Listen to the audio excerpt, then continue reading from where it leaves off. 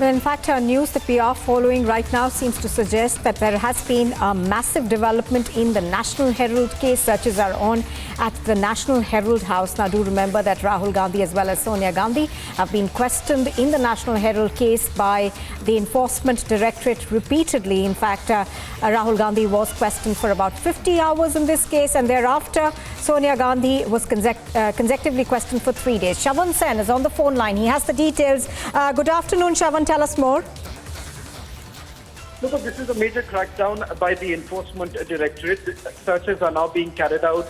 We are being told at the National Herald House in the national capital. As of now, the confirmation only coming in of one location, but there is a high possibility that there could be more number of locations where these searches are being carried out to begin with. Now, this comes close in the heels of the questioning that has taken place of Congress President Sonia Gandhi and Rahul Gandhi. Remember, Sonia Gandhi was called in for questioning at least on 2 occasions, and as far as Rahul Gandhi is concerned, remember they were called in for on multiple occasions. This is pertaining to the AJL scam, which the Enforcement Directorate has been probing.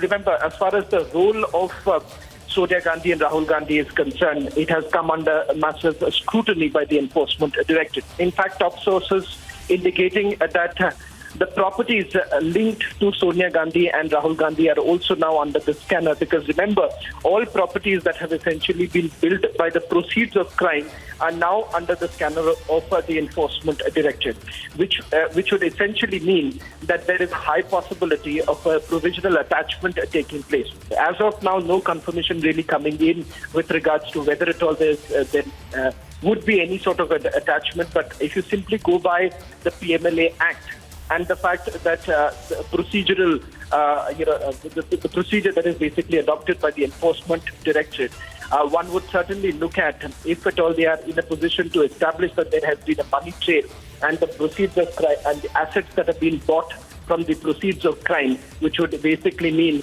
that there is money laundering that is involved.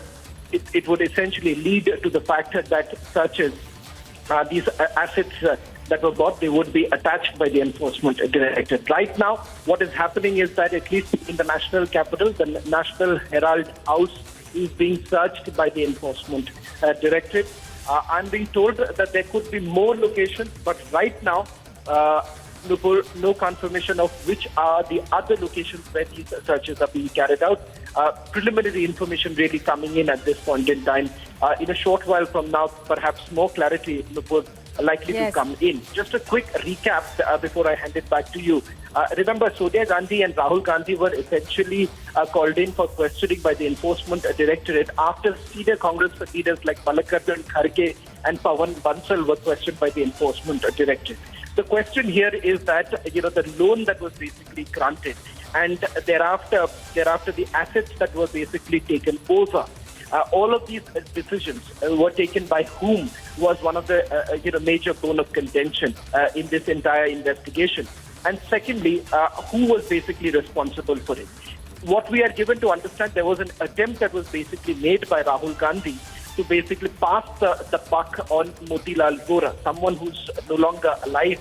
And remember, the burden of proof basically lies now on Rahul Gandhi to basically prove the fact that it was Motilal Vora and the others who were present in the board and not them. But let's not forget that Sonia Gandhi and Rahul Gandhi, they have been directors in the company to begin with. Secondly, they are stakeholders. Third, they are signatories. So to basically absolve themselves from this entire matter is something that hasn't really cut eyes with the Enforcement Directorate. So these are actions that are essentially being taken on the basis of the questioning that has taken place of Sonia Gandhi and Rahul Gandhi. And perhaps now, in the days to come, there is a high possibility that the investigation is going to gain more momentum. Now, SHAWAN, before we let you go, a couple of questions. What I wanted to ask you is that essentially that this case goes beyond the newspaper, because what we understand is that the real estate that belonged to National Herald, which is pegged at about 2,000 crore rupees, was owned by AJL in cities such as Delhi, the National Herald House over there, Mumbai, Patna and Panchkula is at the center of this case. Can you, for the benefit of our viewers, explain how this case actually goes beyond the newspaper to the assets that were owned by it? Well, the assets are crucial. Reason being is that they are considered to be assets that have been built on the proceeds of crime. Question number one is with regards to the incorporation of a company called Young Indian, and then the transfer of properties that basically takes place. On the second count, where the criminality angle has been looked into by the court themselves, is the very fact that loans were basically provided, and loans, without any interest. Now, the fact of the matter here is that the AICC, office bearers of whom are basically Sonia Gandhi, Rahul Gandhi, Priyanka Gandhi, Oscar Fernandez and Motilal Vora, they are also directors in Young India. This company, which was incorporated within a span of just 3 months. Then the transfer of assets actually takes place. And also the loan exchanges that are basically taking place. All of that put together, remember, what the Income Tax Appellate Authority had essentially indicated is that there was roughly about over 390 crore. That is the amount of profit that was basically accrued by this particular company, and this was basically seen as also a penalty was basically levied by the appellate authority. Remember, this was challenged by Sonia Gandhi and Rahul Gandhi in the Delhi High Court. The Delhi High Court, on the other hand, upheld the appellate authority's jurisdiction, and secondly, their findings in this entire case. More importantly, they found no relief. It was only when prima facie the courts basically found substance in the investigation that was basically carried out. They had basically named them in the FIR. And secondly, what was more important here is that they were basically summoned by the court also. Later on, they were basically granted bail. But that was good enough for the Enforcement Directorate because the court basically came to a conclusion that there is an angle of money laundering. And this comes under the PMLA Act. And that is the reason why the Enforcement Directorate had stepped in. Something that was criticized by the Congress party time and again, saying that there is no predicate offense, which would essentially mean there is no FIR in this particular case. But let's not forget, this was way beyond the FIR stage, because it was the court themselves in their findings have prima facie they believe that there is a case that is cut out and it requires further probe. Right now, SHAWAN, at the core of this case also is the question, why was YIL just formed essentially to transfer this loan? Why did the AICC need to transfer the loan to YIL?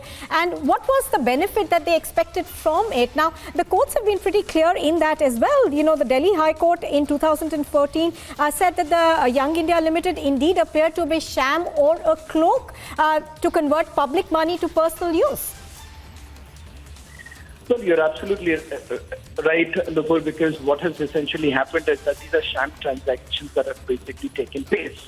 In order to avoid the gaze of the investigative agencies, what they've essentially done is incorporated a company within a span of just about 3 months without paying any income tax. Secondly, what is very important to point out here is the fact that what they have essentially done is the properties or the commercial assets that were with AGL that were basically taken over for commercial purpose. And secondly, all these properties that were basically made over a period of time was what the Enforcement Directorate believes was from the proceeds of crime.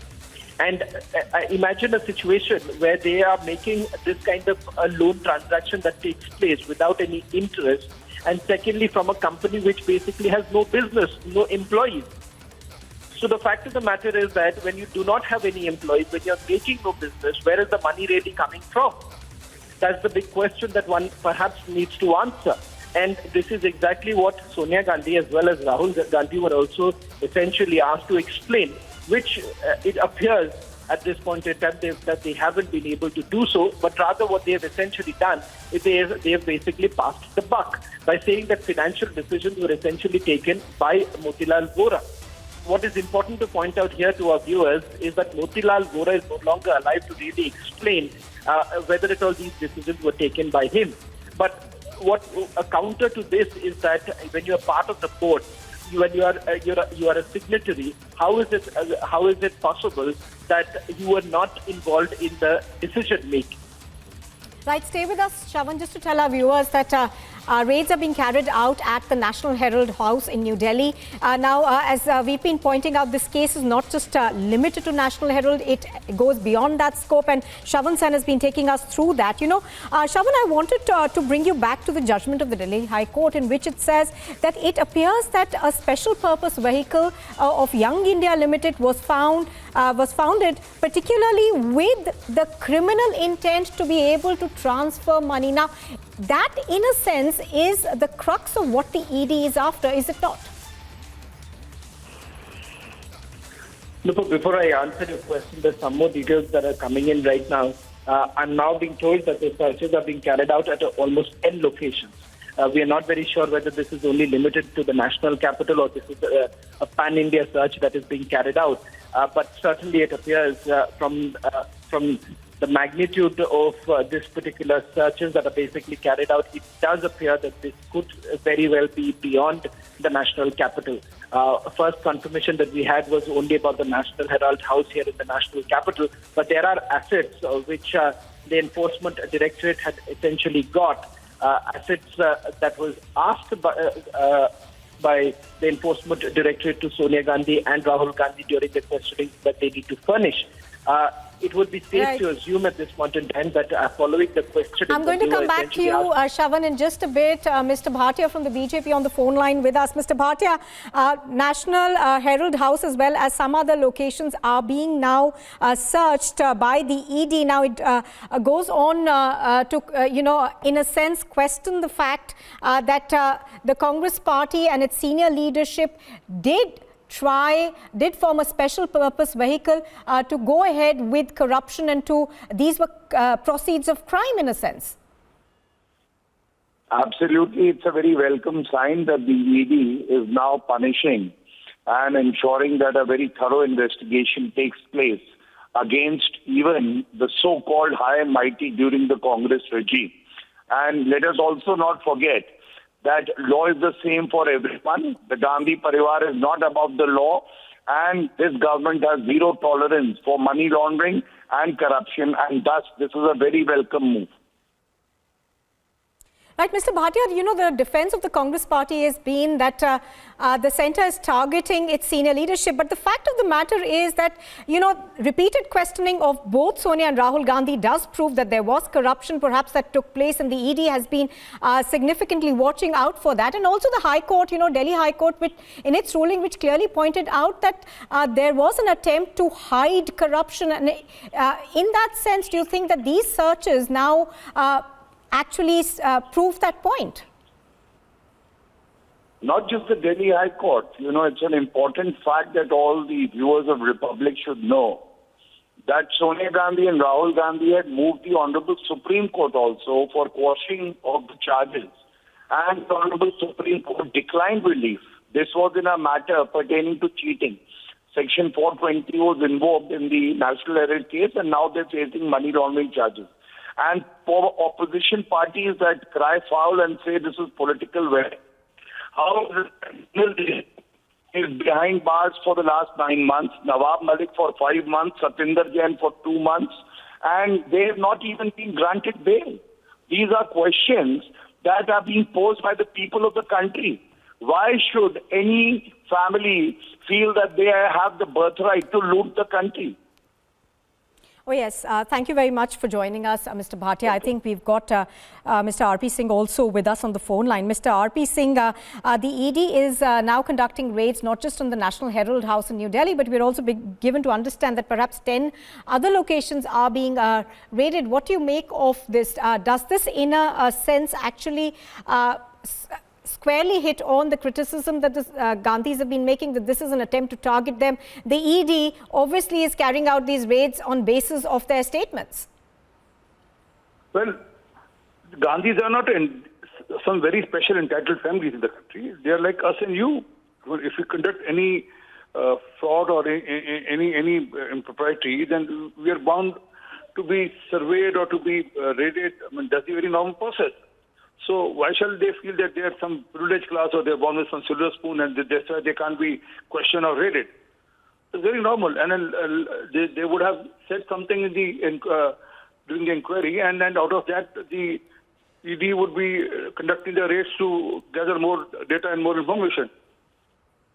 Right. Also, just going back to the judgment of the Delhi High Court, which had in fact in 2014 said that we believe that YIL is indeed appears at least to be a sham or a cloak to convert public money for personal use. Do you think what we are seeing today in terms of raids being carried out goes beyond the newspaper itself? It actually goes to all the properties that now appear to have been seized. Well, issue is they have used a Kolkata route, a company in Kolkata named Ditex, from where the money was routed back to their company. So that route has to be traced and tracked. That why did that company give money to Young India, and why didn't the Congress party give the money directly to the original company, the National Herald, the Associate Journal itself? If they were so keen to revise the paper, why they have to route through Young India? And then since in Young India the major share is with the Gandhis, that's why they wanted the control of the complete property with the Gandhis. And when the Gandhi says that there's a company which doesn't make profit, no, it's wrong. The companies can spend money on a lot of other areas than profiting, and then that expenditure is not questioned. So there's a problem, and that expenditure can be used for some personal objectives of the directors also. Right, Mr. R.P. Singh, appreciate your speaking to us on Republic TV. Thank you very much for joining us. So, the latest news that we are getting to you, of course, is that raids are being conducted at the National Herald House in the national capital. We are also now learning that perhaps the ED is conducting raids as well at some 10 other locations. Now, this is in connection with the National Herald case.